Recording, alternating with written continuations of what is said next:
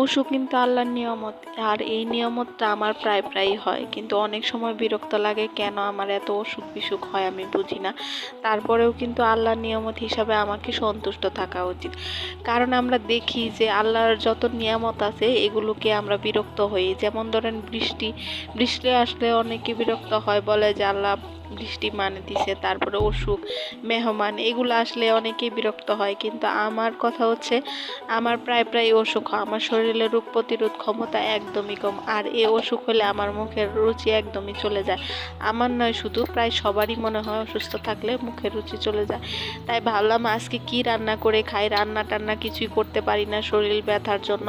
তাই ঘরে ছিল পান্তা ভাত, আর এখন আলু ভর্তা করে আমি পান্তা ভাত দিয়ে খাবো। এটা আমার মনে হচ্ছে যে খাইলে হয়তো বা ভালো লাগবে একটু ঝাল ঝাল করে। তাই সকাল সকাল উঠে গরম ভাতের সাথে আলু সিদ্ধ দিয়েছিলাম, কারণ গরম ভাতটা আমার টিফিনে দিয়ে দিতে হবে হাজব্যান্ডকে, আর আমি এই পান্তা ভাতটা শুকনা মরিচ দিয়ে আলু ভর্তা দিয়ে খাবো। So thank you.